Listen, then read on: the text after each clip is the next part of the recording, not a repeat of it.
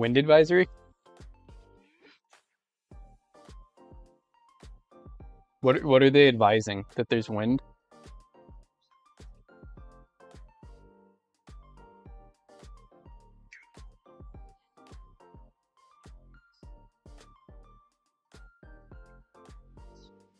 Plus miles per hour are likely.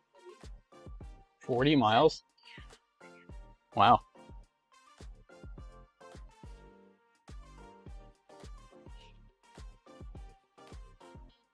At least.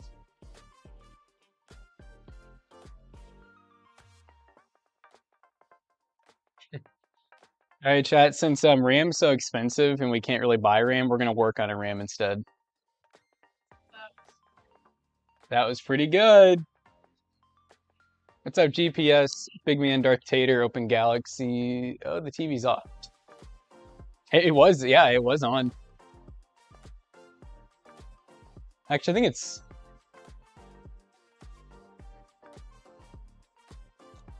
Oh, and now I turned it off. It's a streamer thing. Mr. Streamer! Alright, where is the Twitch app? So chat, I just got done redoing, well, I'm mostly done, I still have some more to do, but my garage, size-wise, is finished. I just got done adding an extra couple hundred square feet. There it is. Is there a way to, like, add this to, like, the home menu? Yeah.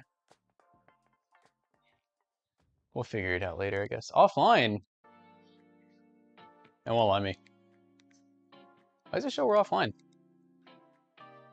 How? How? Oh, there it is. I don't know what that was. Oh, look, I can see the chat. It's so big. Oh, one of my doors fell over? Well, it is what it is, chat. I didn't do the remodel very well because I'm losing doors, apparently. It was not an attached door. Yeah, so if you guys remember before when we were doing the stream, my camera, the closest it could get was about, or like, sorry, not the closest. The furthest it could get was about right here. So there's a lot more room now. I have the camera like all the way back there.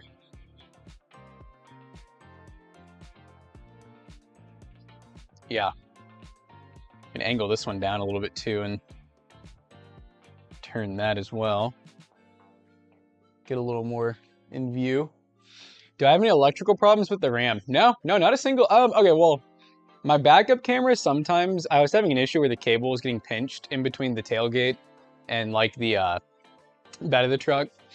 Oh, I need to turn the volume off. I was like, okay, something's pissing me off. I don't know what. I'm hearing myself talk.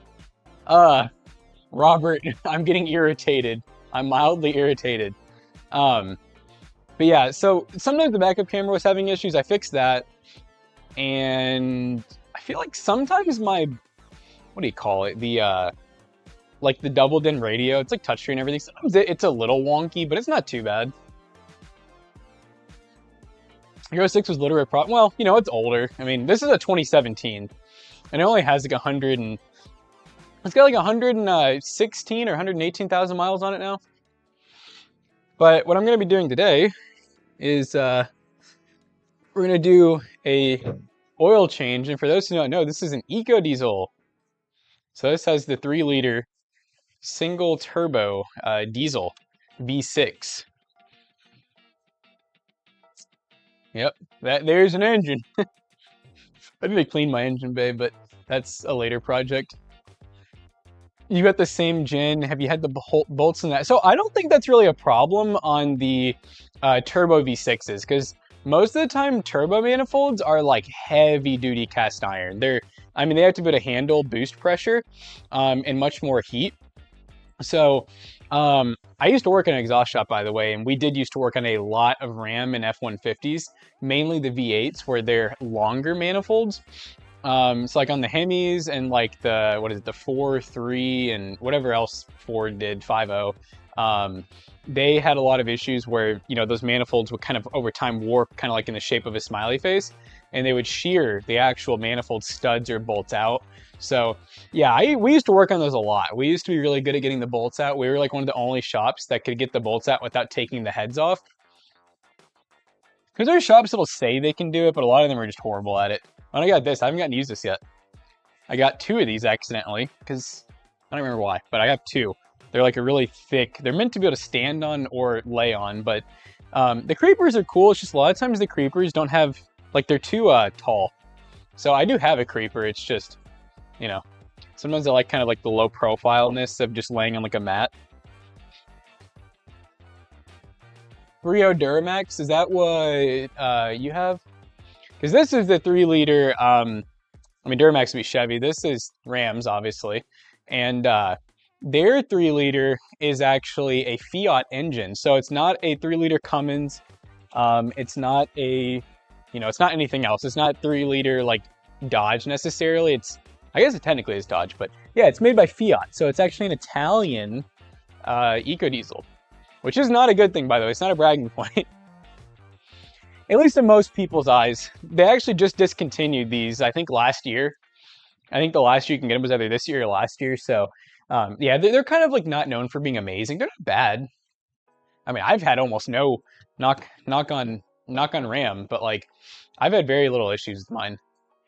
I feel like maybe it's just no, it's just the TV. Okay, I was gonna say I feel like the camera's blown out, but I forgot I turned my TV brightness like really high up.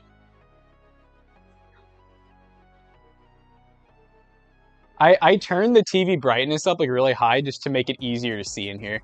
It's not too bad. I was worried it looked like shit for everyone else. Sounds like you need a Lift Brother Toxin blue collar. Do you not see what's behind me? Oh, it's Sean. Sean, we were just talking about you. How are you doing, buddy? Oh yeah, your girlfriend followed Emily back. You're screwed, buddy. You're done. I'm saying. All right, chat, I'm getting ready to go under here and I may not return. We'll see. No, it's not cold in Kentucky today. It's like 65. It feels immaculate. It's really windy though. It's the only downside. Debating which oil pan I want to use. 70 in Hawaii, Mr. Hawaii. That's what we call him. Oh, 70 outside. What is it in Hawaii right now? Make sure you grab the wrong socket first. Well, I learned my lesson many times. I think it's a 14, but I just take the whole entire socket assembly with me. You know, they technically say the best way to do oil, for anyone wondering, is a box wrench. Like using the backside of a wrench. I've never liked using a wrench. I've always liked just using a long 3/8 ratchet. It's always been my preferred method, but it really, if you know how to actually properly torque stuff and like what to feel for, it does not matter what you use. Hold on, I'm gonna put this trash aside real quick, chat.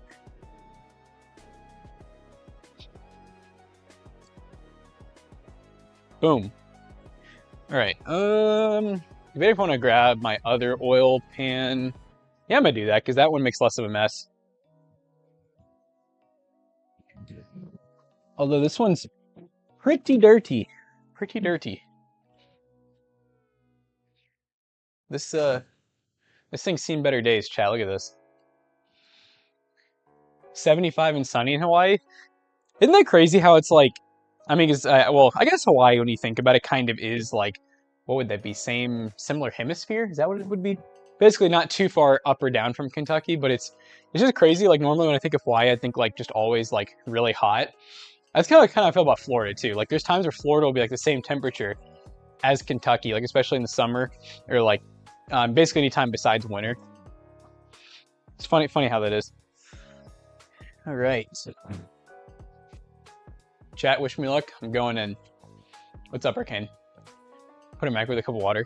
Here, let me see. I guess I could lower this lower for you guys. I don't really know how much you're gonna be able to honestly see. And boop. Now you guys are on my level. Oh yeah, that's actually not too bad. You guys get like a nice upskirt shot. Little perverts. A little dirty Twitch chat. Yeah, you guys like when I degrade you, don't you? All right. Well, this floor mat's like kind of short. It's the only downside with it. I normally actually don't go, yeah, okay, never mind. I forget that this engine's like 18 feet back. So I'm gonna go, I usually go in from this side. Oh, I didn't think about, my lift is almost kind of more in the way. I might actually pull up a little more. I didn't really think about that. Freaking stink bug on the floor. You guys see this thing? I thought stink bugs would go into like hibernation eventually, but no, they don't ever quit.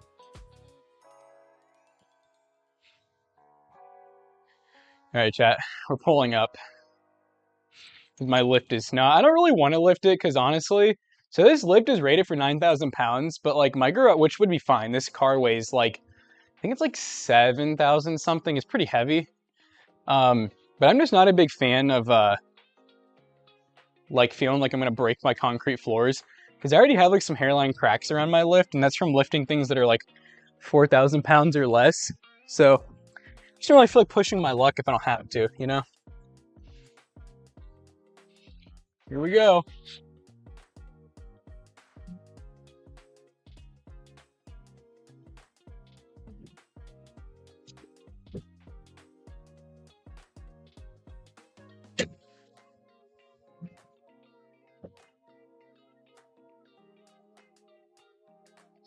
There we go.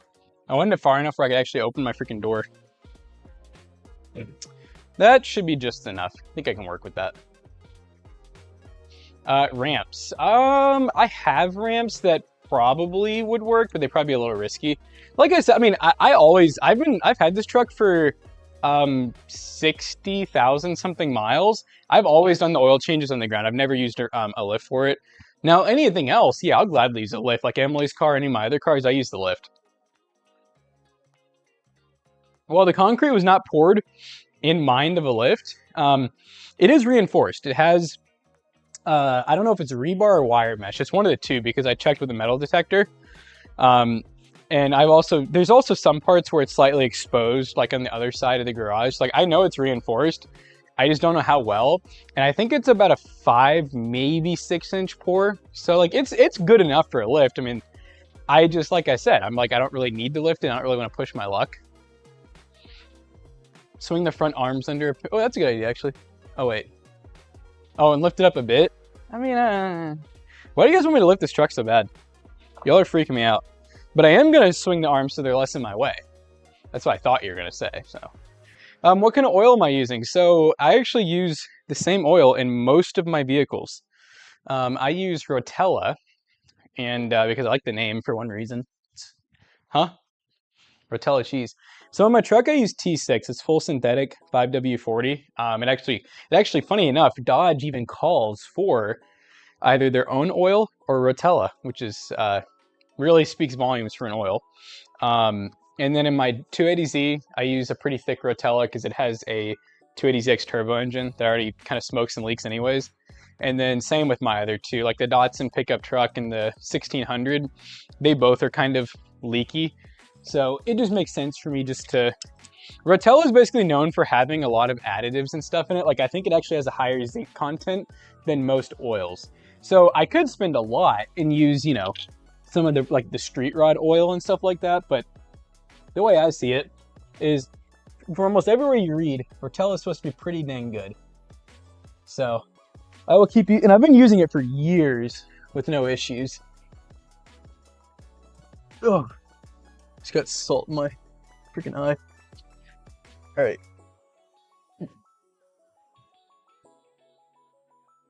Huh?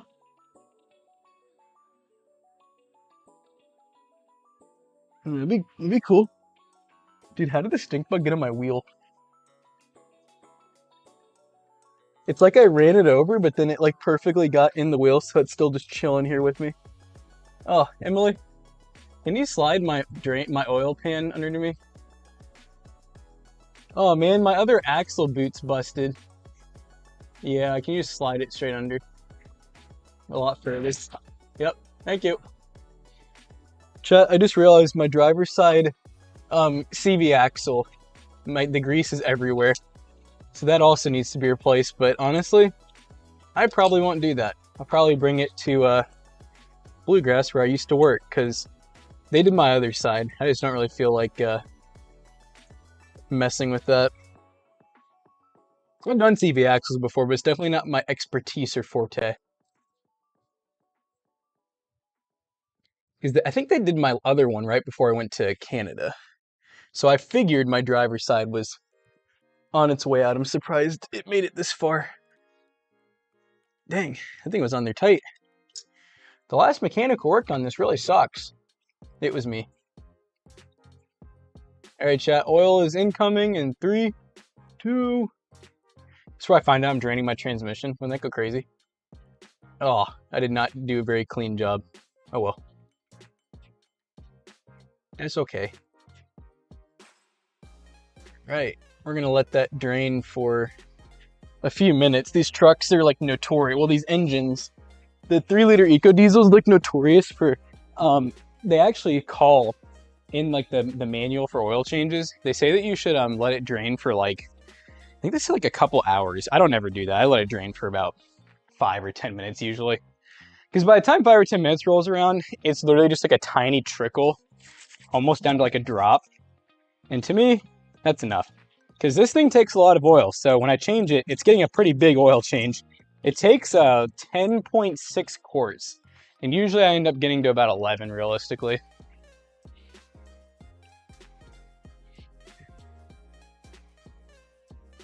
Happy Sunday. What's up, Ernesto? Did you guys know technically, I don't know what year it changed. I'm sure some of you guys are way more Mopar than I am. I'm really not even a big American car guy, honestly. But Dodge and Ram are technically like kind of separate divisions, and they have been for a while. So it's not a Dodge Ram anymore. For a while, it's just been Ram 1500 or, you know, Dodge, something else.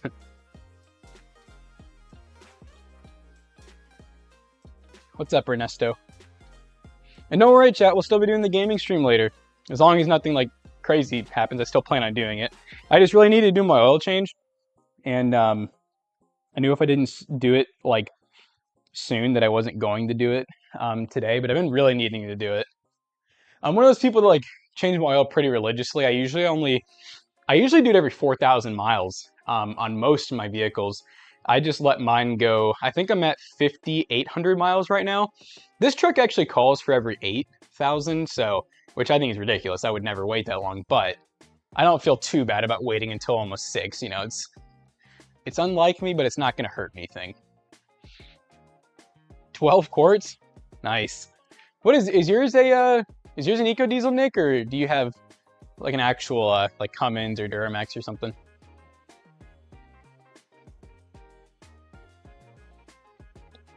Oh, you have a 6.7? A 6.7? Nice. How do you like it? What kind of gas mileage do you usually get out of it?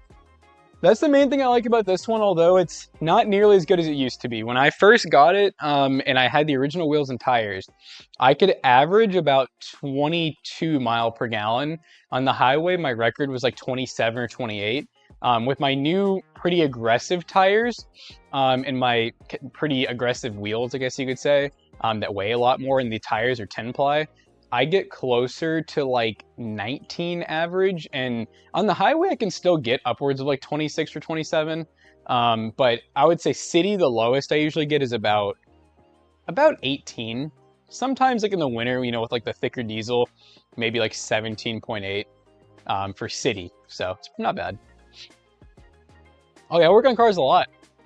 That's what I did kind of for a living when I was in high school and college. And then I realized that I did not want to do that forever. So I work on PCs mainly now. But yeah, I definitely have like my dream garage setup at this point. I have a 2-post lift. It's a 9,000 pound one. I could technically I can fit, like it's meant to be 3 cars comfortably, but now with like the extension, depending on how small the cars are, I could probably fit 5 in here. If I pulled like 1 off to the left, 1 off to the right, and then 1 in the middle. I said probably, I know I could. If they were like the Datsuns, like I could probably fit the 280Z on the right, the Roadster on the left, and then this or the Datsun pickup in the middle. Show us all the new room. I suppose I could. Emily, can I show them the new room? All right. It's gonna be hard for me to show you guys the whole thing though. Okay, so here's, oh, the camera's turning with me. So this area right here is kind of messy right now, but this is the toolboxes. So we have a vintage Snap-on box, old Craftsman box. I actually just picked up this locker the other day in Facebook Marketplace for 40 bucks for 2 of them, and I painted one of them red to kind of match. It's kind of cool. These lockers are from Hupp Corporation, if anyone's ever heard of that. It closed in the 90s, but they used to make a car called the Huppmobile. They made a few cars. They were very budget, based out of Michigan and Ohio. And then here's the right side of the garage. Also very messy. Like I said, I'm still working on it right now. And then over here, I'm not really gonna be able to show this very well. Tell you what, I'll show you guys a picture. I think a picture will do pretty good. Because yeah, over there is an area I just added, and I'm pretty content at this point. So, did I? Okay, so here's a pretty good shot. I don't know how well you guys can see it. So I made a giant like workbench basically, and I got my KTM flag to snap this camera's focus. I don't know how close I can get. Yeah, so that's like the right side, and then here, I guess I'll just take another picture because unless I unplug the laptop and like move it, and I feel like I'm gonna kill the stream if I do that. Okay, picture snapped. So the other side's an add-on that I did right when I moved in. There's that. So I added this on right when I moved in. This is, it's about 24 feet by 24 feet, if I remember right. And I have my 2 Datsuns over there. I don't really do a lot of work over there, really. It's more of just like where I park the cars and storage. So a lot of shelving and stuff. But yeah, that is the garage. But I got, yeah, really everything I need. I mean, I have 2 welders. I have one that can do TIG. What can it do? It's TIG and stick. And then I have a Lincoln Electric, what is it, a 140 MIG welder? Focusing, not focuses. Oh, it's probably, yeah, it's probably AI focusing. That's how most of these new webcams are. They got a little bit of that feature. I realize this is like really crooked now. Probably because it flipped around. This camera's getting warm. By the way, chat, this is another new camera. So if you guys remember, I was using that eMeet one that was kind of like one of those AI cameras that had, what's it called? It had tracking built in. And I don't know, I'm kind of just liking this better. I really like the fixed camera, and like, because the tracking thing was kind of annoying the hell out of me because it just didn't work well. Like it would constantly lose tracking, and instead of just like snapping back to center, it would like point at the ceiling and stuff. So it's kind of driving me nuts. Yeah, the color is really good. I mean, this camera is impressive. And my favorite part is, if you guys have noticed, the sound sounds pretty good, right? I have a lav on. That lav is built into the camera. So the camera is the receiver for this wireless lav. This is Hollyland, by the way. Shout out to them I think they sent it for an ad spot. And Matt did the ad spot. It was on the main channel, and then when he was done with it, I mentioned maybe wanted to try it, and he was like, yeah, take it home. So here we are. So I'm thinking I'll probably bring this eMeet camera back to the office, maybe to sell at PC Bros, because it's a really good camera, and it does have good tracking. Like the tracking is awesome. It's just for me moving around the garage, and I'm not trying to walk a mile an hour. It just can't quite keep up. So it was kind of, like I said, it was more of a nuisance when I was streaming, I'd say.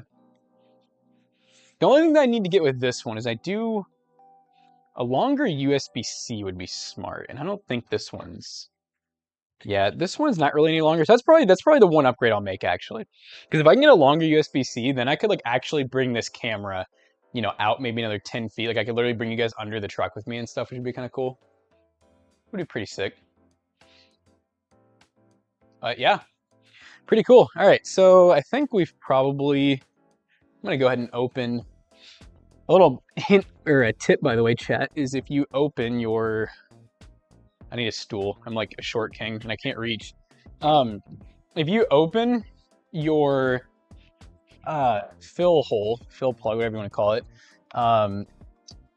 your oil will drain a little bit quicker. Oh my God. I don't know why, the thing is always so tight. I have to use channel locks usually. Yeah. Oh, I know I got it. I've done this many times. There we go. But yeah, so a good rule of thumb if you want to get your oil changed quickest as possible, go ahead and just, Jesus Christ, take that off. Diesel stuff, my goodness. I can't reach my hood and I'm 6 feet tall. Dang. How tall is, so your truck's like definitely lifted then, right? There's no way. Or do you mean like when it's open? I mean, because to be fair, mine, I'm pretty close to not being able to reach it. And I'm stock ride height. And this is just a Ram 1500. It's the Laramie package, so it might have upgraded suspension. I doubt it. I will say though, I got an amazing, I'm still just so happy with this truck. Like, remember I had a moment there where I was kind of like, I mean, because that's just how I am. I'm always like thinking upgrade and try out new things. I've had moments where I'm kind of like, yeah, maybe I want to try something new, but then it's just tough because this truck, I still have the sticker, the window sticker. And the person before me added so many options to it that it came out to like almost 70 grand, or I think it was around 70. And I paid 32 for it with 50,000 miles from a dealer too. So it's just tough for me to want to change it, honestly, because, and I got it kind of how I want it now too. I still would like to do like chrome delete and stuff like that, but I don't know. I have no interest in lifting it or anything really. 2-inch leveling kit, nothing wrong with that.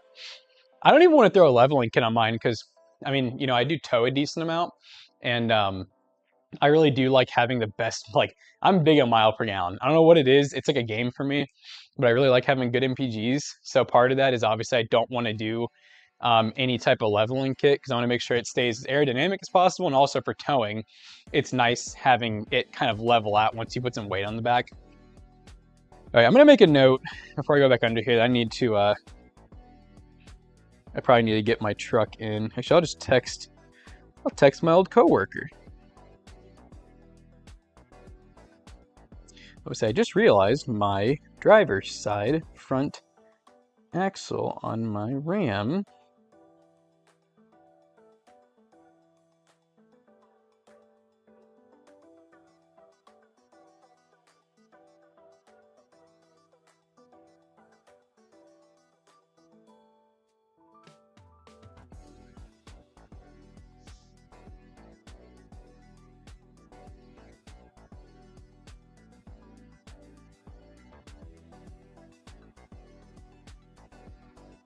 All right, texted done, so now I don't have to forget. Nice Ram, do you feed it on the daily? Nah. Have you put helper bags in the rear springs for towing? No, I haven't. I'm just running, just like I said, really everything on this truck is stock. Whatever came with like the Laramie package. It didn't come with electric tow brake, but everything was built in for it. I just had to add the module, so I did that myself. I did replace the backup camera, which I already want to buy another OEM one because I replaced it with an aftermarket one that looks like butt water. But no, I mean, I've had no issues towing with this thing. I drove this truck 6,000 miles to Canada, towing about a 4,500 pound camper. And the truck was fully loaded too. And it had no problems. MPGs were a little low. I mean, 12 mile per gallon, I think was the lowest, so it wasn't terrible. But, which I think for towing a lot though, that's pretty good actually. And I had a boat for a while that I'd tow. That was about, I think about 4,000 pounds loaded. Never had any issue with that, like pulling in and out of the ramp and everything. The winter, I have no hesitation to drive this truck. Like it just hauls, like it eats snow, like no problems. It does not like to slide or anything. I'm trying to think if there's anything else that I've towed. I have a couple of trailers. I have a little 5x8 enclosed trailer. That I've had for a long time. I bought it off my grandpa, actually. It was for his business that he had for a little bit. And, I mean, that doesn't weigh much. It's maybe like, I don't know, maybe a little over 1,000 pounds. And I do have a dual axle tandem trailer, which I've towed a couple cars with. And yeah, I've never had any issues. So can't complain. Oh, that oil, my oil jug is full, chat. I wonder how many quarts that is. It's, what is that? Does that say 15? Oh, 16 quart. So yeah, my Ram almost fills that oil jug. It's pretty crazy. Ugh. I'm old and decrepit. I am going to be changing the fuel water separator today, by the way. I play the game in my car to see how high I can get the bar to go. Are you talking about like for your MPGs, David? Yeah. No, it's honestly, it's a habit, dude. I always have mine on the MPG screen, and man, it feels good. It feels good when you get really good MPGs. Oh, you have the same one? Yeah. Yeah, it's 16, like if it was perfectly clean, probably. And that's like filled to the brim, and it makes it really hard to drain if you let it fill up that much, you know? What do you usually get in your car, David? Because you have usually a Telluride, right? It's like a 2025 or 2024. And is that a V6 or a V8? It's a V6. I honestly don't know. Probably a V6. It's a Kia. You know, if Kia has Kia ever made a V8? I'm sure they have, but it can't be common, right? All right, so we got all the oil drain. Now let's go ahead and start it. No, I'm just kidding. All right, let's go ahead and do the filter. The filter kind of sucks a little bit. I'm gonna go ahead and raise you guys back up.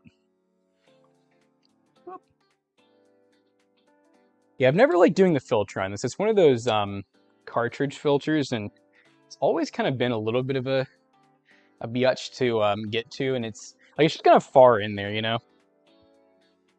But I am gonna be doing the fuel water separator, like I said. That's gonna be, I never loved doing that. It's always a little bit of a challenge, but I do that almost every oil change. They say you only have to do it every like 2. I think it's every like 20,000 miles. So I usually just go ahead and just get mine done while I'm thinking about it. I just feel better that way. It's kind of how I am just with cars in general, though. I'd rather just do, as long as it's not like overdoing it or hurting something, you know? Because there are some things you can do too much, I think, you know? So you got the 24 with the 6-cylinder, you get about 25 or 15 to 20 city. I started trying to get your numbers higher. Freeway 30, nice. Yeah, if you try, that's the biggest thing.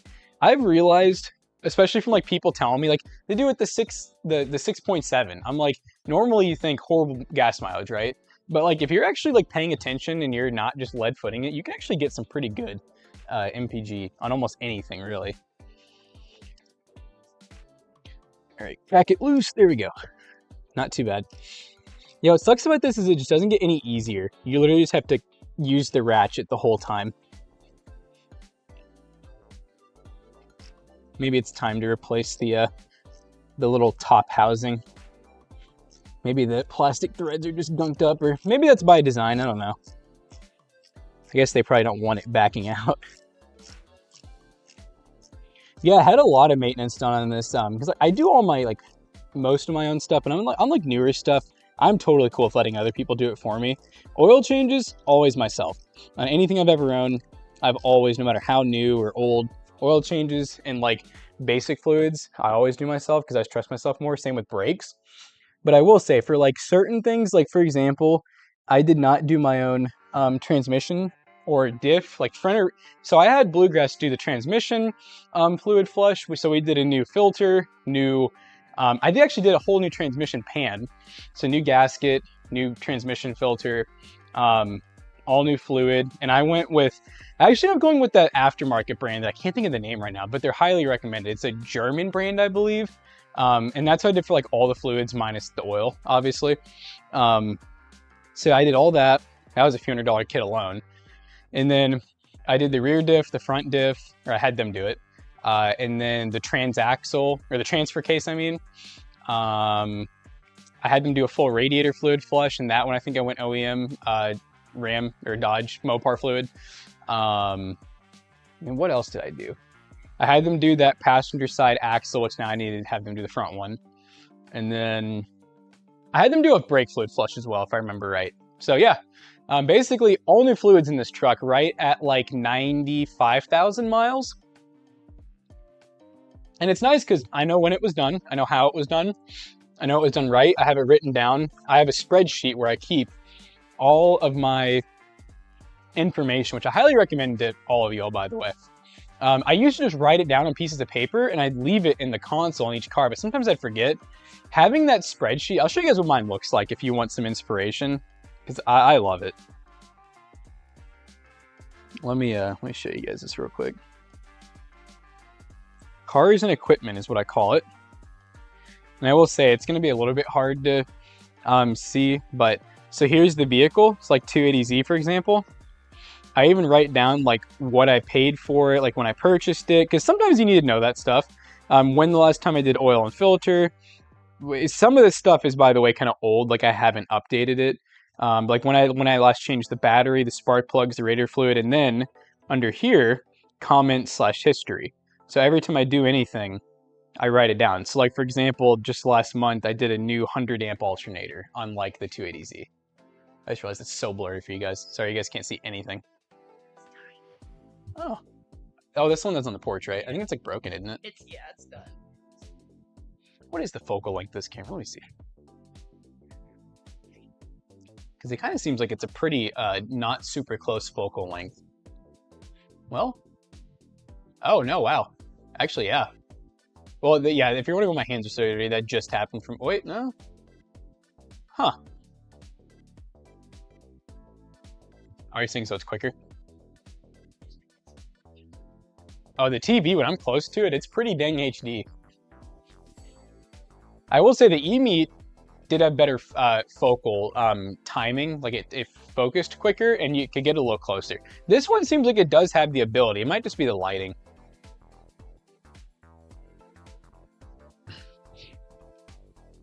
All right, so I got the filter out. I was kind of just letting some of that oil drain out.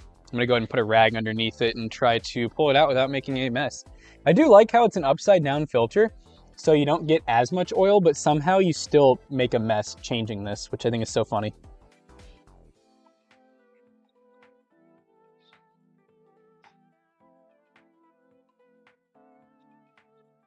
Boom.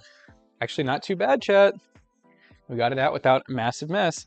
Yeah, the only downside with anything diesel is everything you touch is just like black, like even the oil. And it's not like it's bad oil, it just naturally this stuff just gets really sooted and carboned up really quick. That's like the nature of diesels. Have you guys heard though, a couple cool things coming to America possibly is number one, K-Trucks. That'd be really cool. I will love to see some of those more often driving around. And I honestly kind of hope that they don't do a ton of regulations with them as far as like safety, because I know that's their biggest fault, because they're great on gas mileage. So technically EPA wise, I think they're pretty darn decent for the environment, because they're so small. They're like little 3-cylinders. So as long as they just have a little cat on them, they're good. And the gas mileage is great. It's just really, they just usually don't have any airbags, but in my mind, I'm like, keep the price low, make people sign a waiver when they buy them. You know what I mean? So everyone else is going to be totally safe in their big trucks and cars with all the airbags. Let the people that want to spend, $7K on a brand new like K truck or K car, just let them know that, hey, this doesn't really have a lot of safety features. If you get in the wreck, the other person's going to be fine. You'll probably die. I mean, it's like a motorcycle, right? Motorcycles have like no real safety features when you think about it. What was that? Oh, just moving. It's haunted. It's haunted up in your chat. Oh, they probably just fell. Yeah, like they were, yeah. But yeah, that's kind of how I feel. I'm just like, oh, see you later, box. I just feel like keep the K trucks and like certain things just kind of unregulated to an extent, because I'm like, the only people it's gonna hurt is themselves. And I feel like if they choose to do that, it's just like a motorcycle. You don't have to drive a motorcycle, but like a lot of people like it. It's fun. They're cheap. And you should know if you're buying a motorcycle, you don't have airbags or really real safety with it,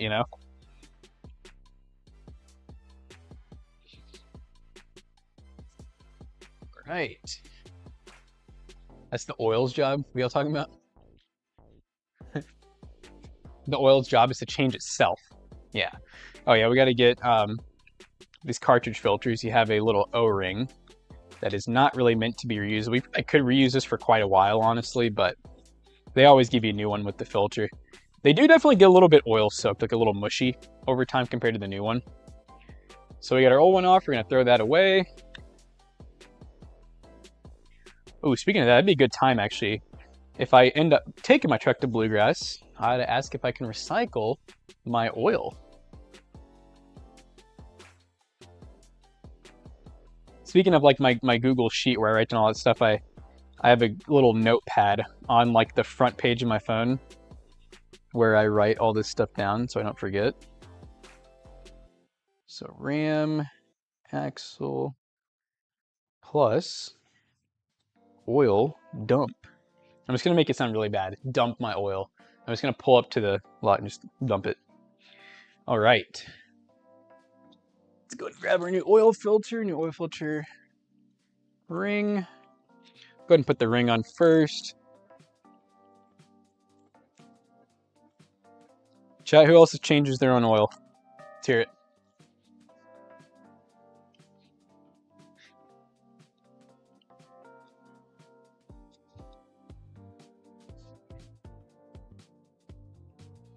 This is the one for the fuel filter.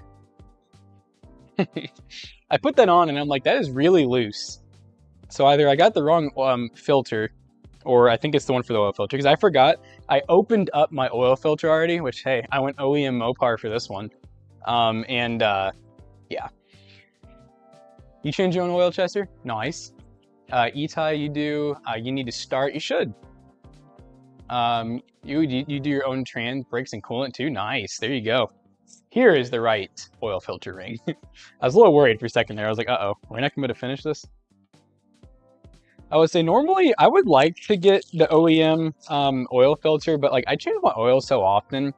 As long as it's a full synthetic oil filter for this truck, I don't really care if it's Mopar. Now the fuel filter, I do care a little bit, because the aftermarket ones a lot of times will have like much less mileage that they're guaranteed for, like 5 to 10K for whatever reason, and they'll be like almost the same price. And that's the main part I'm not okay with. Because like this fuel filter, chat, is almost $50, this fuel water separator. And I'm like, if I'm going to spend that much money, I might as well go OEM and get like the actual nice part. That also, if I ever have any issues and for some reason I want to like take it in, they're not going to be like, oh, it's because you use this aftermarket filter. All right, trash.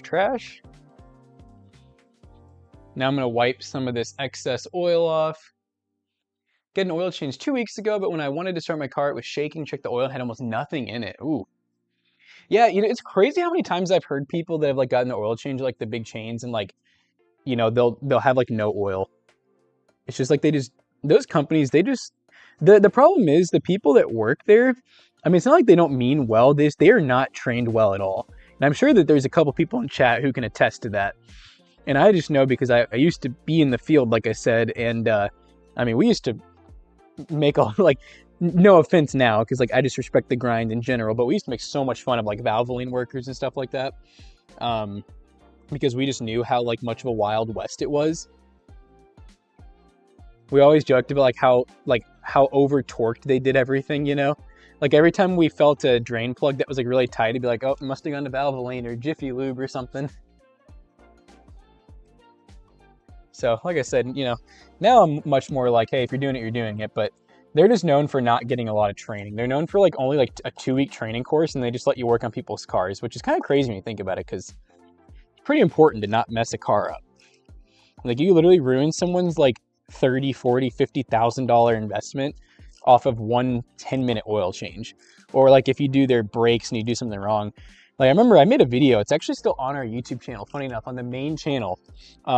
It's titled something like Breakaway Tried to Kill My Friend. And he brought his car over because it was making all kinds of noise after he just had his brakes done. They left one of the main caliper bolts out. One of the 2 bolts was just gone. And I'm like, Jesus Christ, dude. And like he drove his like baby sister around and stuff. So I'm like, they literally tried to kill you all. They didn't try, but they accidentally almost did. Not good. I don't ever torque this to spec, I will be honest with you guys. It's a plastic housing. I just do it just snug, you know. Just like hand tight plus maybe like a quarter, like an 1/8 of a turn. It just has so many threads on it, and that O-ring goes halfway down. Like, so before it's even at the point where it's getting tight, but I get oil pressure and everything, you know, so kind of important. But nah. What's up, Tragedy? Man, I will say, every time I change this truck, the oil and stuff in this truck, I do have to use a lot of rags because everything I touch is just kind of sooty. It's really not that bad, honestly. It's definitely not like working on, you know, when you get like an older diesel where everything leaks and everything is just covered in soot. This is definitely not bad at all. I still have like my full DPF and everything too, so I don't really have a lot of carbon and soot buildup anywhere. It's mainly just the oil. The oil just is really black. So if it even like slightly touches your skin, it just stains it. All right, new filter in, drain plug is in fact plugged. So now I'm gonna take, it's always good to have a few different types of funnels. I got my super big funnel here. And one thing I like to always do with my funnels before I use them, especially something like oil, is do a little bit of brake clean. Since I do a lot of work in my garage, I make a lot of dust, especially like metal and wood dust. So I like to just make sure that my funnels are fully cleaned. But on the flip side, I am a firm believer in like the whole, as long as you're changing your oil long enough, realistically, if you get some debris in your new oil, I mean, that's what it's designed to do. As long as it's not like big things, you know, or like hard metals. If you get like a little bit of dust or whatever in there, it's not the end of the world. Your filter is going to do its job. All right, time to put in, do I have any extra? I do have some oil over there. I need to make sure I don't have one that's already like halfway open. I try to use the like half or quarter used ones first. I love their guarantee, 15 years or 500,000 mile guarantee. That's for those big semi trucks out there, chat.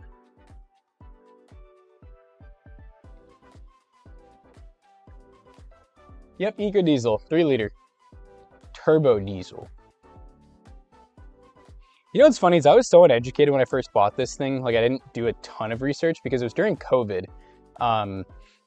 It was 2020, and I remember I really just wanted a full-size truck, and I really, for whatever reason, I just really wanted an EcoDiesel. I just loved the idea of them. This was the only one in like all of Louisville, and it happened to pop up near me, so I didn't do a lot of research, honestly. I didn't even think I was gonna get approved for it, if I'm being 100 with you all. Like, you going in?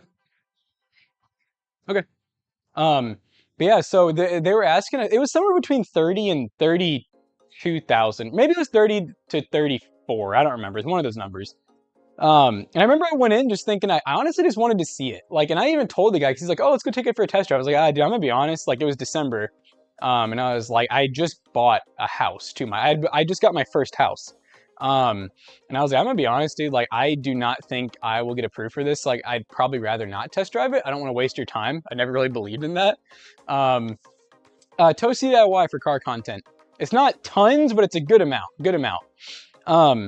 but yeah, so basically I just told the guy, I don't want to waste your time. And he was like, well, you know what, man, let's just test drive it. He's like, because he kind of, we talked for a little bit. He knew I was a car guy. I told him I'd never driven an EcoDiesel, and he was like, well, let's just test drive it anyways, man. He's like, if you don't get approved, it's all good. He's like, you're not wasting my time. It's a slow day. I was like, okay, cool. So we test drove it. I loved it. I was like, man, this thing is great. And he was like, well, I don't want to like pressure you, but he's like, do you want me to run some numbers and see if I can get you approved? And I was like, sure. I was like, I don't think I will, but let's try it, whatever. And we did. And I think it was literally, I have a full jug right here. I'm gonna go and use this because this is older. But yeah, literally, I think it was like either the first or second lender approved me. And I was like, wow. And the rate was not bad. I was shocked. I think he got me in at like a 3.4%. And that was like 2020, like I said, for someone that was, I would have been like 22 at the time, or 23 or something, probably 22. And so I just was thinking I'm not gonna get approved, or if I do get approved, it's gonna be like a horrible rate. No, I got a good rate. And I don't think I had to put anything down, or if I did, it wasn't much. It was maybe like a couple grand. That's what I'm saying. It wasn't bad at all. I literally left that day with the truck. So that dude hooked me up. And it was a big dealer too. It was, for anyone in the Louisville area, it was a Courtesy. It was actually Courtesy GMC, funny enough, Buick GMC. I have a buddy who works there. I don't know if he's watching, but shout out. And yeah, I really liked that place a lot. Everyone was super nice. It was a good experience. Funny enough, I've had much worse experience when I've had to take this truck in for recalls. I've had to take it to the Dodge dealership. For some reason, not horrible, but I've had not great experiences. Mainly the last time I took it there, they kept my truck for like 2 months for a recall. And I don't think it even ended up needing it. Like, it wasn't one of the ones in the recall they found out, because they like had either already been done or the VIN number was too high or too low. And then, you know, I called them like after a couple, I think it had been like towards the end of me before I picked it up. And I was like, hey, what is going on? Like, I don't understand how you guys still have it. And they were like, oh, the tech that was working on it actually got fired like a month ago. So they were like, it's been ready for like a month. And I'm like, bro, what the hell? Other than that, nothing too bad. Like, I mean, they did what they needed to do. I had them do a full EGR cleaning while they had it, because that is one thing that's not just this truck, it's really any diesel, but some are worse than others. You know, these are known for having like fire issues where not like a giant explosion, but like your EGR gets all caked up and eventually starts a fire. And then you have to watch your truck slowly burn to the ground. So I had them clean my EGR while it was there. I don't really know how much they clean. I don't know if they actually took off the whole entire EGR. I don't know if they just steam cleaned it. I don't know what they did, honestly. They charged me like $500 or $600, so I hope it was something good. How much RAM does your truck ECU have? Honestly, don't know. Got to do DPF regeneration. This truck normally, so when I first started driving it, I didn't know about the whole, I knew diesels took longer to warm up. I underestimated how long they took. So I used to have such a short drive to work that it was just on, off, on, off. You know what I mean? Like it never fully warmed up a lot of times. So I would have to literally go on a drive on the highway. Maybe in the winter, it was only the winter. Mainly for like once a week. It'd be like, I'd get a message on my thing being like, your DPF's like 80, 90% full. And if it got to 100% and I kept going, it'll put it in limp mode. So I haven't had it happen in a long time though, because now my drive to work's like 15 minutes. It still doesn't warm up fully if it's a cold day, but it gets close enough. And I have like other places that I have to go every so often that are the highways. So I haven't gotten the message once this year, for example. I don't think I got it all last year either. So it's yeah, it's been pretty good. I haven't really had any DPF. I do every so often. I shouldn't say I haven't had issues. I have had issues with my DPF system. That's really the only check engine light I ever get so far. And it's once every maybe like 20 or 30,000 miles. And usually it's because I need to clean off the DEF injector, which is pretty easy to do, by the way. It's not, at least on this truck, it's very easy. The whole SCR DPF system, you know, you basically, for anyone who doesn't know, with the diesel, you have what's called a DPF, which is a diesel particulate filter. And unlike a catalytic converter that doesn't need anything special, your catalytic converter has a bunch of precious metals, and what happens is they put them typically really close to the exhaust manifold, so they get very hot. And when that core, the honeycomb, gets hot, it causes a chemical reaction that takes a lot of the carbon monoxide and it clings to the core of your catalytic converter, and then it creates carbon dioxide out of your tailpipe. So it gets rid of a lot of the nasty particulates. With a diesel, it's much different. You have this really massive system called the DPF and EGR, which the EGR is what, exhaust gas recirculation, or something like that. And basically you have to, it does a little bit more, but for it to create the whole chemical reaction, it has a accelerant basically, which is diesel exhaust fluid. You buy it in 2.5 gallon boxes and you pour it in next to where your diesel goes. So usually most trucks will have like a big hole for your diesel and a little hole for your DEF. And it's really cheap. I only have to do it every like 10,000 miles. I have to top it off, or I should say add usually about 3 to 4 gallons every 10,000 miles. And it only costs like 20, 25 bucks each time. And yeah, there is the option of tuning and deleting. I think I'm going to ride mine out until I'd have to do that, if that makes sense. I've never been a big fan of getting rid of cats. I've never been a big fan of getting rid of your DPF. A lot of people just literally do it to do it because they're like, oh, I heard you get way more power. And like I said, worked in an exhaust shop, had a lot of experience with it. You don't gain anything just getting rid of your DPF or cat. You have to do a full tune and everything. And especially now with the diesel, yes. With the diesel, if you do a tune and a delete, you can definitely get some numbers, right? You definitely can, right out the bat, without doing any real crazy mods. But it does cost a few $1,000s to do it properly. Yeah, couple to few $1,000s. I'm sure you know all about it, tragedy. Now, on a normal any gas vehicle, if you just remove the cat, you're not doing anything good for your vehicle. You have to do a lot more than that. Like you got to get a bigger exhaust typically. You need to get, you know, a higher intake flow going. So like a good cold air intake, not just popping a K&N filter in there and being like, oh, I got a cold air intake now. But yeah. All of this because the Earth will become a bit hotter. I love the heat. Oh God. A little more than that. Look up, I'll tell you what, if you want to, like, these videos made me sad. I watched them a long time ago, but if you look at videos on the coral reef, it's crazy how just 1 degree hotter in the ocean, how many like millions of coral reefs are murdered basically by sun bleaching and heat. The only reason I do this is because I'm a pretty big like saltwater enthusiast. So yeah, it's pretty crazy how much air people don't realize is actually produced by the coral reefs rather than the trees and the crops. A lot more of our fresh air comes from that than the trees and stuff. Not saying that the rainforests and stuff aren't important, they definitely are. But yeah, surprisingly coral reefs I think are as important, if not more important. And that's why you always hear them, that they're kind of like a big deal, but nobody ever knows why. Everyone's just kind of like, it's a coral reef, who cares? It's just a bunch of pretty colors and rocks, right? No, coral reefs, they're living organisms, or corals are. They're actually more of an animal than they are a plant. And they do a lot with photosynthesis and stuff, and oxygen. And they're natural filters for the ocean and stuff too. They're pretty cool. Yeah, for anyone who doesn't know, the only thing that's kind of weird about Rotella is their jugs are 1 gallon, so they're 4 quarts. Normally, most jugs that you buy from the stores in other brands are 5-quart jugs, which makes a lot more sense because there's a lot of passenger vehicles where they take about 4.5 to 5 quarts. It's very typical. But for whatever reason, Rotella has always done stuff by the gallons. So you can also go and buy a 5-gallon jug of Rotella, or you can buy it by the quart. So for whatever reason. All right. How much did we just put in there? So right now we're at about, I need to add a little more. And then we're gonna start it up. For those who don't know, it's good to you always wanna check your oil level after you start it and let it run for about 10 seconds for the first time when you change your oil to get some oil in the oil filter. It also kind of helps, you know, get some oil in the upper valve train and stuff so you can kind of get a better idea on how much oil you actually want to have. And I think oil is a little bit subjective on fill. Some people, like especially when I was at the shop, some people were like, you fill it to what the factory says. If a vehicle calls for 5 quarts, you put 5 quarts in there.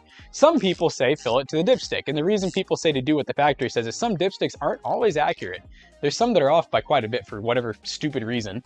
I've always kind of been a fan of like meeting in the middle. So I fill it to whatever the factory spec is.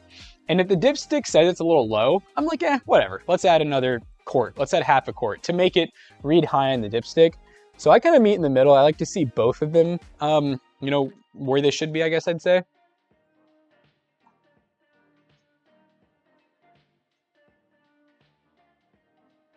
Right, that's on there. Let's get this off so it doesn't fly away. Boom. I'm gonna go ahead and put my funnel on the ground here. I'm gonna grab my key because we got push start, so I gotta have a key on me. I guess if I didn't have push start, I'd still have to have a key on me, huh? Dumb statement, chat. I'm sorry. All right, let's go ahead and start this up.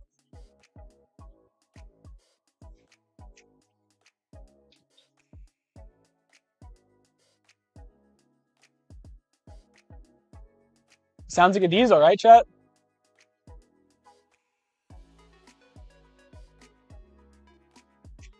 That is one thing I've always loved about this EcoDiesel is even though it's like a little 3-liter V6, to me it literally sounds like it could be like a Cummins or a Duramax or whatever. Like it sounds only slightly smaller. So by the way, it's probably hard for you guys to hear, like there's music playing right now too. These mics are like, it's pretty solid. It has some noise canceling to it. Oh yeah. So you guys, I promise you, it's louder than it probably sounds, but it's pretty quiet. It's all stock exhaust.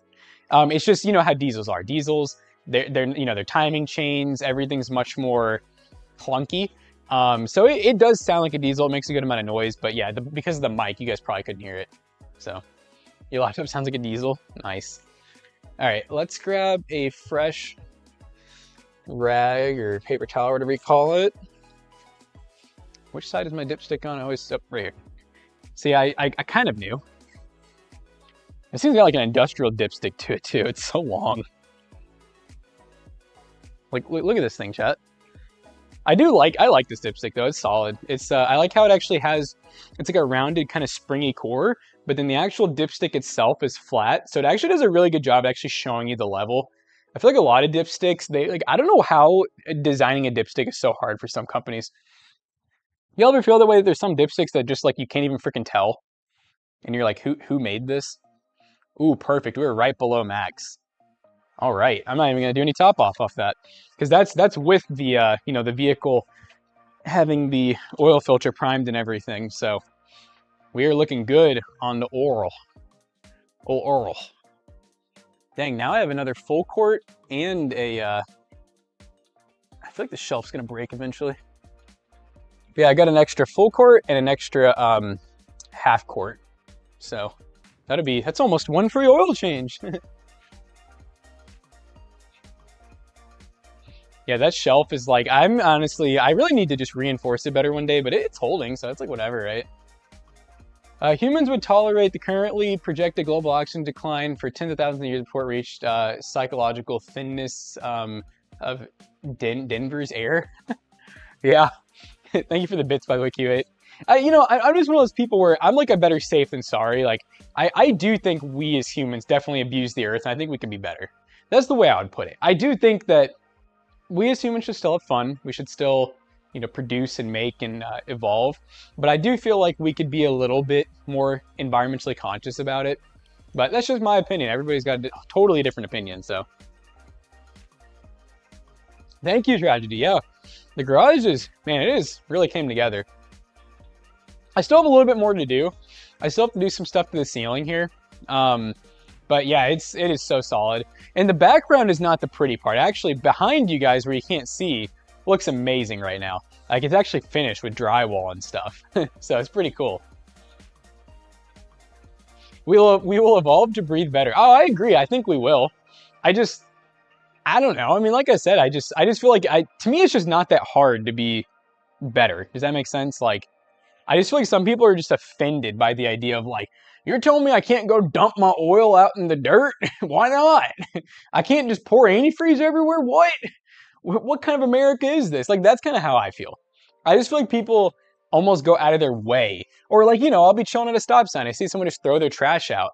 I get that that's probably not killing the environment, but like, we're having to pay people to go out, tax dollars, to clean the streets because people are just too... there's words I really want to use for this, but people are too just lazy is what we'll call it, to literally just find a trash can. That's my whole thing. Listen, QA, I do agree with that to an extent. I do think some of the regulations of industry are just to make money, but on the flip side, for humans' health, like, for example, a lot of places used to incinerate their trash. People were getting cancer and a lot of lung diseases and dying from it. So that's kind of like, I see both sides of it. I do think that there's certain things that are almost worse for the environment that we do to try to help the environment. There's definitely like almost not, we don't need more regulations. We do need more people that are just actually genuinely care. You know what I mean? More people actually genuinely like want what's best for industry, but also for the environment, you know? And right now it's very much like what makes the most money for both sides. How can we make more? Probably use a little bit more antifreeze, but I don't know if do I got the Dodge stuff? Universal, I don't really want to use that, I could. Audi, all vehicle, Asian vehicle, high mileage motor oil. Okay. I will probably add to my list of things to get some OEM Mopar, which I think is orange, right? It either is orange or there's someone put orange fluid in my shit, which is whatever, I guess. Just gonna put Ram coolant. Does Mopar is usually like, what is it, oat? Is that right, Chad? Does anyone know? Is it like oat coolant? OAT? That feels right. I'm not really that. Oh yeah, look at what he says. Oat coolant, MS12106. Imagine that, chat. Imagine a vehicle writing down what something calls for. Isn't that a crazy concept? Now, I really do hate that. I hate how, like, so many things just make it, like, impossible to figure out on your own, you know?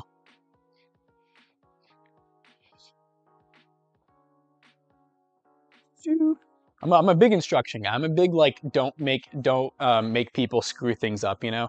Because that's the problem is like a lot of things they try to hide what you need so that you have to take it somewhere to work on it, but people don't want to do that, so then they screw it up because they make everything so hard to find. You know what I mean? Got a repiece later. Oh, I got a repaste what? A thermal paste on a CPU. Melted CPU. That'd be crazy. Never seen a CPU melt. Maybe internally. Okay, so we are finished with the oil change, but now the dreaded, I hate doing this honestly, but I have to. I need to do my, technically it's a fuel filter, but it's also called a water to fuel separator on a diesel specifically. All right, all my fluid's looking pretty good though. I'm gonna go ahead and close this up. Could probably, do I have windshield water? Yeah, I do. You know what? So when I used to do oil changes, by the way, because I worked at a muffler and brake shop, but we did everything. We were always very big on topping off all fluids, and that was included in your price, actually. And we were very good about using the proper fluids, too. Like for windshield washer, depending on the time of the year, we use different stuff. For your coolant, we almost never used universal coolant. We almost always used OEMs, or at least OEM equivalent. So we would always look up in the manual like what your vehicle called for, like what type of coolant. Same with oil too. We didn't buy bulk oil. We actually would individually purchase oil for each vehicle. Definitely not the most cost efficient. You can make a lot of money buying bulk, but obviously you're not going to have tons of options when you do that. This is up to -20. All right. I actually thought about that like as I was filling. Like once I was almost done, I was like, uh-oh, I hope this isn't a summer formula. My shit gonna freeze. Wait, yes, I did. So, no, not before. We started Toasty Bros in 2014. I got my first mechanic job probably either really late 2014. Yeah, that sounds about right. Really late 2014 is when I started my mechanic job. And I quit there in like, I think 2020, something like that. Because I worked there for about 5-ish years. 28-point inspection. Yeah, we were pretty good about, like, if we were under the vehicle, well, yeah, if we had an oil change, we were going to inspect the car too. And it wasn't like an all-out inspection, though, unless they asked, honestly. It was more of, most of the people that brought their cars in for oil changes usually knew us. We were very much like a word-of-mouth shop, you know? So usually we kind of just did what felt right, you know, for them and what they asked us to do. When I worked there, we actually didn't even charge for inspections, which is honestly crazy to think about. They charge now, which I'm glad. And they charge more too, because we used to be one of the cheapest labor rates like that I knew of in the area, especially for like a professional shop. I mean, don't get me wrong, there's shade tree shops that are cheap, but like, let's be honest, their work is not great. It makes sense that it's cheap. We were what I like to call a high class shop. Oh yes, I one time double gasketed a, it was actually, so here's the worst part. Well, it's good and bad. I double gasketed the owner of the shops, Ram Cummins. He had a, maybe like an '06 or something, Ram 3500 with a Cummins diesel. And I totally double gasketed it, which honestly, I'd never had that happen. All my oil changes, I wasn't used to checking because I didn't think it was a thing, you know? So it was it was probably like midway through me working there. I was doing it out in the parking lot, so I didn't have a lift or anything. His was a spin-on filter, obviously, big old filter.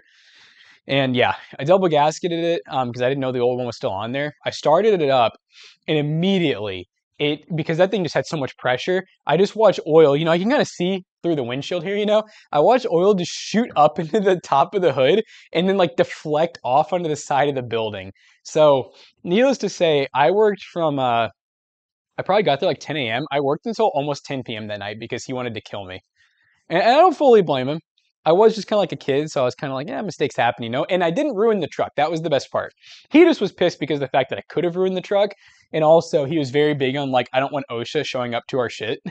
So he was, like, paranoid, you know, and was making me, like, I had to pressure wash the whole truck, and I had to pressure wash the drive, or the parking lot. Like, I definitely learned my lesson about double gasketing. And so now, anytime there's a chance of it happening, I do always check. I always look and make sure that there's not a extra gasket. So learned my lesson there, you know? It's one of the best ways, right? Best ways to learn is to do it. So double gasket your oil filters, kids.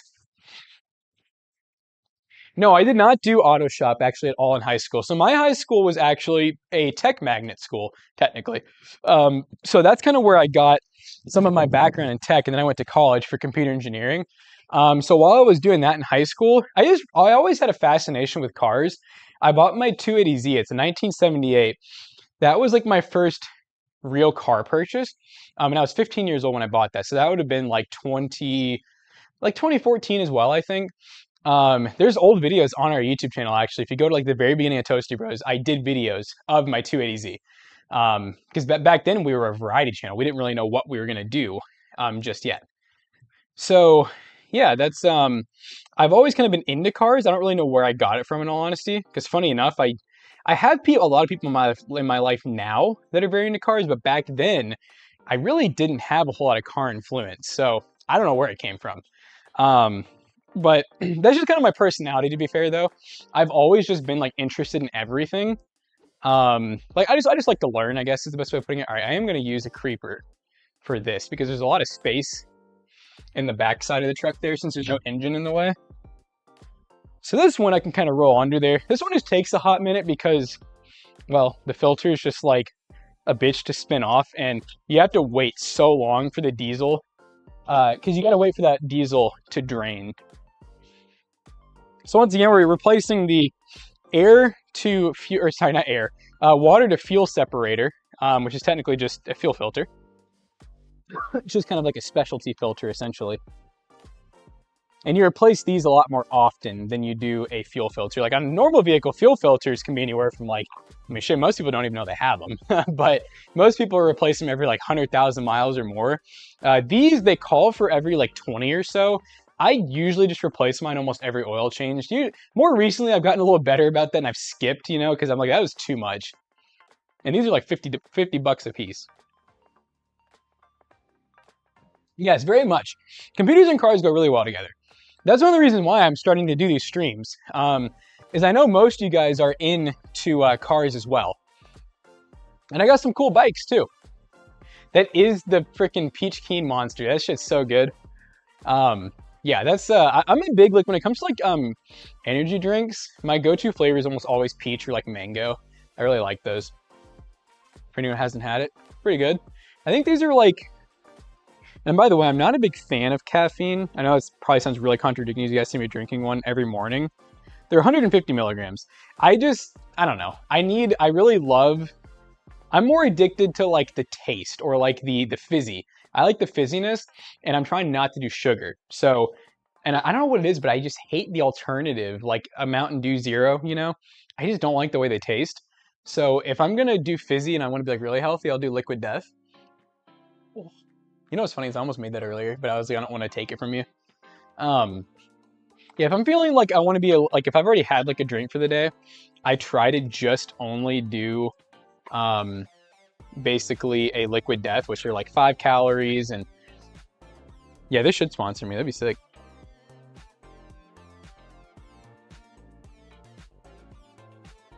Do you like anything related to government corruption, manipulation / failures? Is Monster? I like coffee. I love Mountain Dew Zero too. Hey, that's good. I mean, for the people who can drink the 0 calorie like energy or soft drinks, like shout out, you know. I literally hate the taste so much, I'd rather just not drink them, you know what I mean?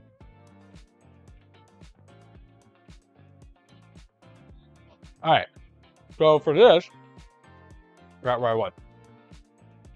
So I need to bring a Phillips screwdriver because that's how you crack open the filter. I need to bring probably 2 rags with me. I try to remember this before I go under here because it's like so far on. It's like in the middle of the back of the truck. Plus, if you like the environment, you wouldn't own such a huge ass pollution hoopty. Eco diesel. Eco diesel. No, I hear you. I mean, I could be driving like a Prius. But like I said, I mean, I recycle all my fluids and stuff like that. I recycle at home and my shop. I pay extra at the shop, and I pay extra at home too for recycling, which, hey, could be a government conspiracy. I don't know. But I at least feel a little better at night. And then my fiance and I were both vegetarian. We don't eat any animals or anything. I got 5 acres and I like to keep it very planted. There's a lot of trees I could tear down, but I don't. So I definitely do my best. And I hate development. It's funny enough, contrary to what it looks like, I hate new buildings coming up, and I hate people like building shit rather than just reusing what we already have built. You drive a manual all-wheel drive turbo 2-cylinder? What is it? Oh, you said if I guess it right, I get 5 subs? Dude, what? A 2-cylinder all-wheel drive? It has to be like an ATV or a UTV, right? Unless you live in like another country. Is it like it's not one of those, like, what are those things called? The Cushman, whatever they are? I thought those were like little 3-bangers though. Geo Metro? I don't think those are 2-cylinder, are they? The Geo Metros I thought were, oh, okay. See, that's unfair. 2-liter, that's easier to guess. No, all right, bro, you're throwing me off. If it's a 2-liter, that could be a lot of things. I mean, Subaru, they're really known for using the 2.0, the 2.5s. My Audi TT has a 2.0 4-cylinder. Which that could be that, not like an Audi TT. It could be a Volkswagen. No, actually, some of the Volkswagens are all-wheel drive. It can't be a Ford, like Fiesta. It can't be a Focus because those are front wheel. I mean, honestly, it can't be a lot of the American vehicles. It almost has to be something like foreign. My mind would say German or Japanese. Did I hit any of them yet? It could technically even be a some of like basically Mercedes, BMWs, some of the are the Volkswagen Golfs, are any of those all-wheel drive? I thought they were all front wheel. But I'm not a huge Volkswagen guy, so I don't know a ton. Final answer? Oh, so you're saying I'm close. I feel like one of the things I said is it. Manual, all-wheel drive, 2-liter. I'm gonna say Subaru. A Subaru, either a WRX or a Legacy. And I'm locking in that answer.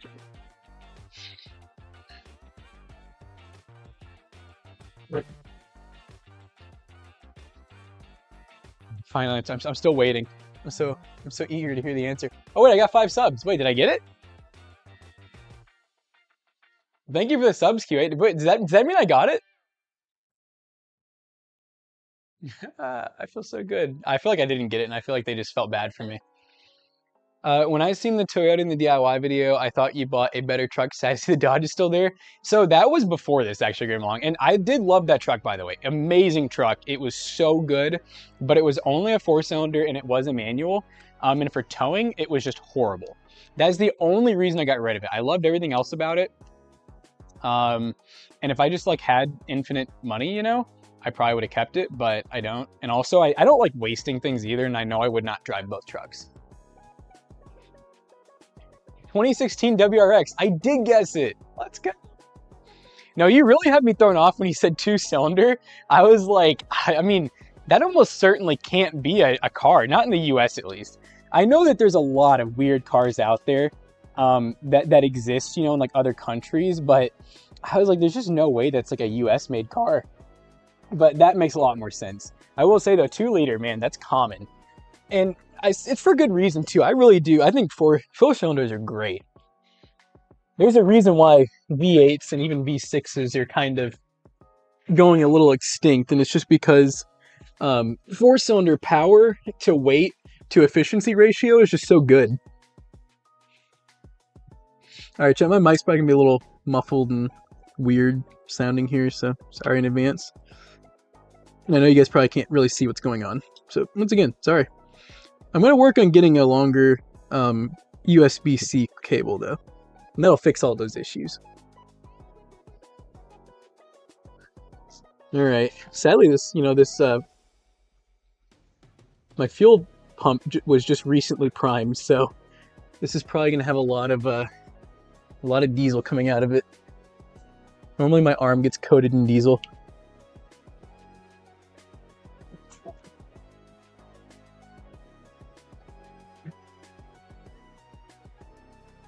I really should have brought a longer screwdriver with me.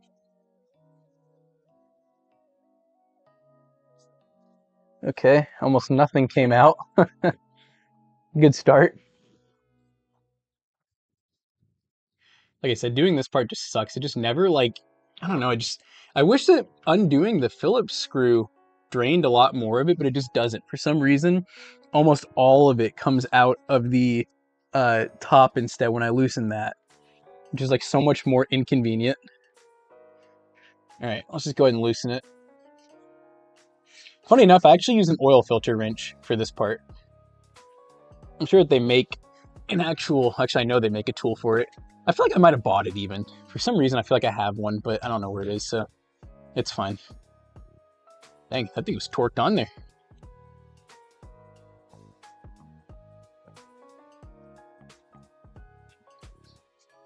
Yeah, once I kind of get this thing loose, then it kind of starts to really drain.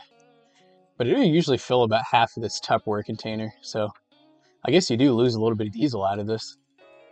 But it's probably mostly watery diesel.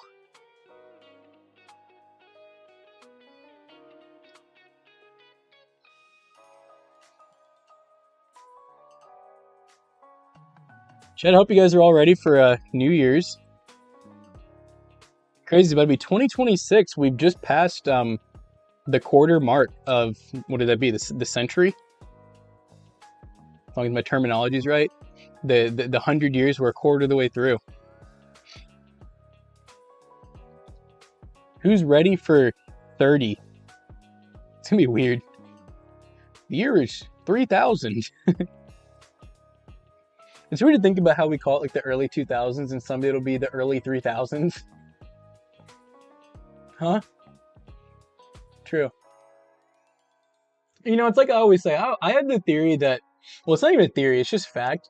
People are always worried about the world ending and, you know, government and this and that, like climate change. Yep, people have and always will be. There's always going to be something that's the doomsday, right? And sometimes it could be real. You never know. But I'm just throwing it out there. You know, it's the I see both sides. You know, we're always tweaking about the end of the world and always tweaking about the end of the government and the government changing and this and that. There's also the religious aspect of the end of the world. Every religion thinks the world's going to end at a different point or that it won't end or whatever. So conflicting, chat. So conflicting. All right, so far so good. We haven't made a huge mess yet. I have some diesel in my drive shaft, but that's just to help rust prevention, right? My drive shaft's actually a very shiny aluminum drive shaft too, so it really doesn't even matter.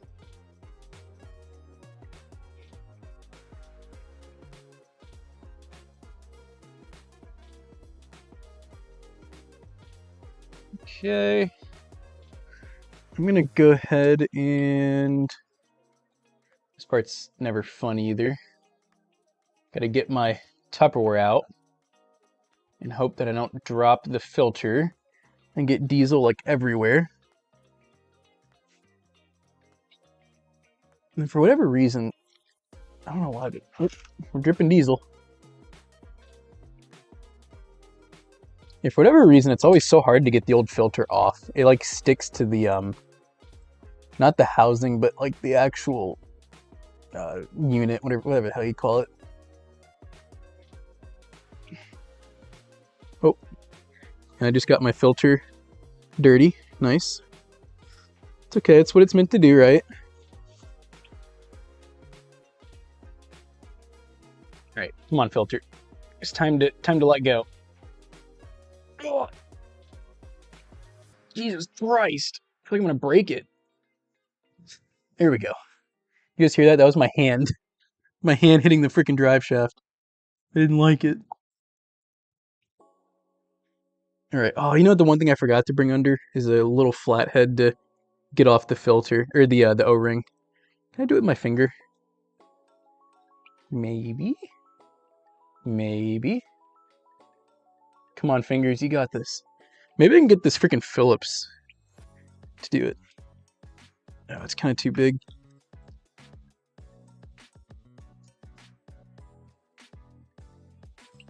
Oh, come on. I'm having that moment, chat, where I'm like just refusing to get up and get the right tool.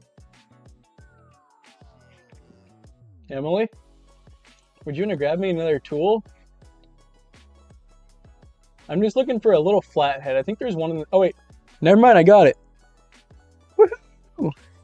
I don't need no tools in my life, chat. I can do this myself. No offense, tool. 1979. Alright. New O-ring is on. Let's go ahead and snap in our new fuel filter. Funny enough, actually only really goes in one way. It's actually like keyed, which is really funny. I don't really even know if or why it matters, but...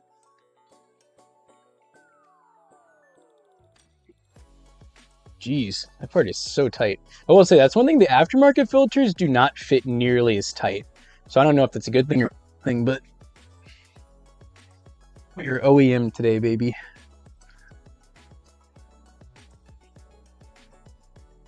Alright, now it's time to tighten it. Actually, I've gotten pretty good at doing this part, because I'm actually just about done with everything now.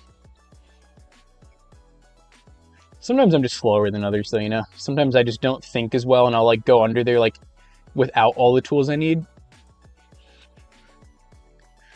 Alright, let's give all this a good wipe down, so it doesn't look like I just made a massive mess and have all kinds of leaks and just left them.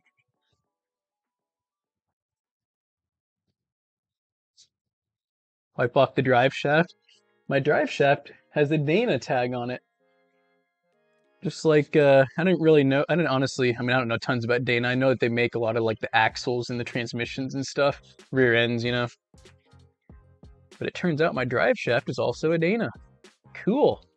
Name brand. All right, chat, I'm coming out. I'm coming out of the closet. Huh?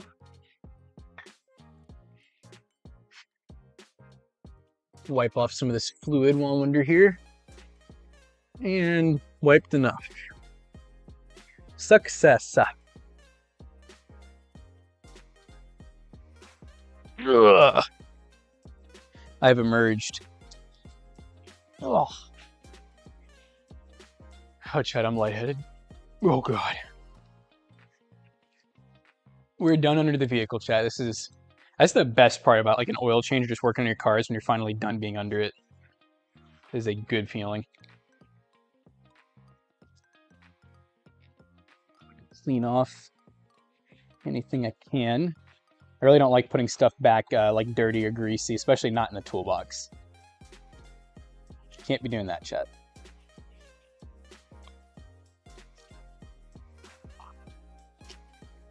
You guys know that normal fuel is pretty evaporative. Like it evaporates and it kind of dries things out, especially like plastic. I mean, just anything, metals, plastic, you know, highly flammable. Diesel and kerosene is it's self-lubricating, so it's very, very lubey, which is one of the reasons why diesels last so long. And it does not really evaporate. And actually, diesel's really good for, well, so is normal fuel, but they're both pretty good for cleaning, like cleaning parts and stuff. I guess normal fuel's probably a little better, isn't it? They're both pretty chemically, but diesel's definitely a little more down to earth. I believe, right? Isn't diesel's less refined, right?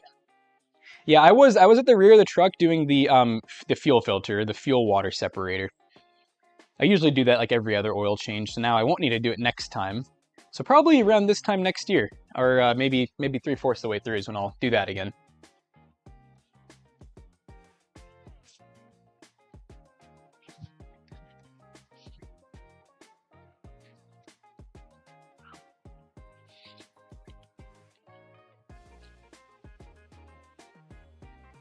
But yeah, I really wanted to get this done. I figured I'd stream it for y'all, but because I got to run a couple errands, and I knew if I didn't do it now, because by the way, I'm still planning on doing the gaming stream tonight. So you guys are just in for a treat today, a 2-stream kind of day. And I figured I'd go ahead and get this done now, because I know I wouldn't do it later. I've kind of been putting this off. I've had my oil change kit for like a month now. I'm gonna go pour this diesel out in the grass. No, I'm just kidding. I'm gonna pour it inside my my oil change jug, which will actually kind of help clean it. Oh yeah. Oh yeah. This thing is at about maximum capacity. I need to clean this thing off. It's freaking dirty. Yep, this is my trusty Tupperware. Is it Rubbermaid brand? It is, it's Rubbermaid. That's how y'all know it's good. But this is what I use for doing stuff like this, like, you know, smaller fluid changes and stuff. You know, the simple stuff. Now, one thing I always like to do whenever I do my air fuel is, water fuel separator, is I like to prime the pump before I start it. So to do that, for anyone who doesn't know, which is pretty common knowledge, but with a push to start vehicle, you basically don't put your foot on the gas or the brake. Because if you put your foot on the brake, usually it'll just instantly start, and you're going to kind of run dry of diesel for at least a few revolutions of the engine. It does not sound great, and it probably isn't great for your like high pressure injectors and all that good stuff. Like I said, your diesel lubricates all that. So I usually prime it like 3 times. So basically turn on, turn off, turn on, turn off, and then put the foot on the brake and then start it. Now, if you just have like a key, you know, like a normal car, you just don't start it. Just turn it to on, then turn it back off and back on. Jackson, can I get you to put the saddlebags on my motorcycle for DIY? Maybe. Maybe. High pressure pump is like 2. Yeah, high pressure pumps are expensive. I think mine is 2. Mine were actually replaced for free. They were a recall. They were having issues with specifically the EcoDiesels. From the factory, the pumps were basically destroying themselves and then sending in, you know, shrapnel into your engine, like into the fuel system. So I don't know what else they replaced, but I know for sure I have 2 new high pressure injectors or pumps. And they might have actually replaced my injectors too. I don't remember.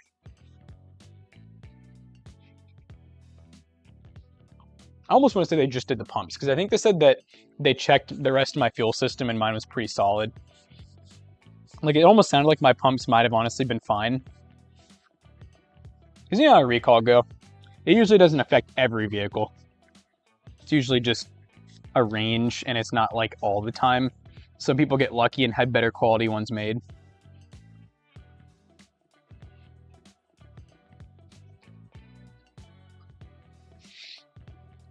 All right, boop. We're going back to full height. Boom. Well, chat, I think I'm good to close the old hood. Like I said, I'm going to bring this to the shop at some point, maybe this week, bless you, and have them put me on a new driver's side front axle. I'll probably have them kind of look under the vehicle too while they're there, especially I don't see anything too crazy, anything else leaking or broken. But I think we're probably pretty good. I'm just all about the preventative care, you know. Yeah, we got oil change done. So we did new oil, new filter. We did the fuel to water separator. I don't think there's anything else. I'm gonna go ahead and reset my light real quick. Or not my light. I don't have a light technically. I have the actual like reminder that pops up on the dash. Oh, well, I'm thinking about it, I'm gonna go ahead and prime the vehicle too. Don't want to forget to do that. And you can hear your fuel pump kick on too when you turn it to the on position or the run position.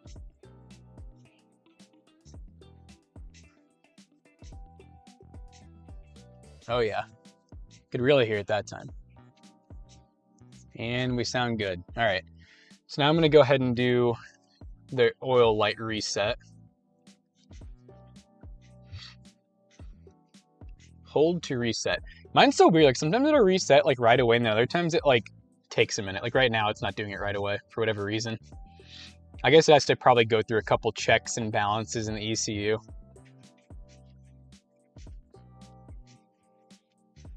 All right, we'll just say it's gonna work. And while I'm thinking about it, I'm gonna go ahead and write down my mileage and everything.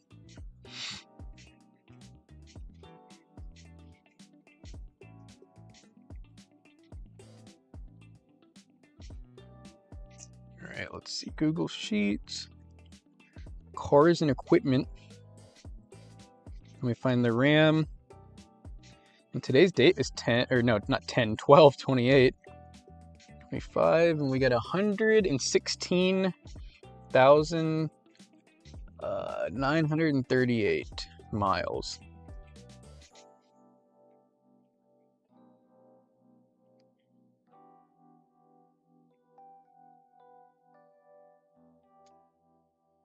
Boom.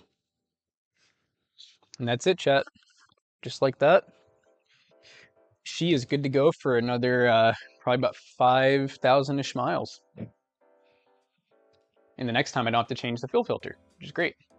It's definitely a lot quicker. All right, well, I think I'm going to find someone to raid so I can go run my errands before the stream. Hey guys, hope you enjoyed the little garage makeover. Hopefully the new camera was good. The one thing I'm gonna get, well, I'm thinking about two. I'm just gonna go ahead and throw one in the cart. Is a longer USB-C cable, and then we'll be streaming again around 6 p.m. There's a chance that could be a little bit later, but probably not. I think I have plenty of time to run my errands now anyways. So, should be good. Alright, let's see who all is live. Oh wait, we actually have a guide, don't we? Mutant Mentality. Are we raiding? Let's raid. Oh, they want to raid Spacey Alien Boy. I like that name. Let's see what they're doing. We gotta make sure that they're friendly.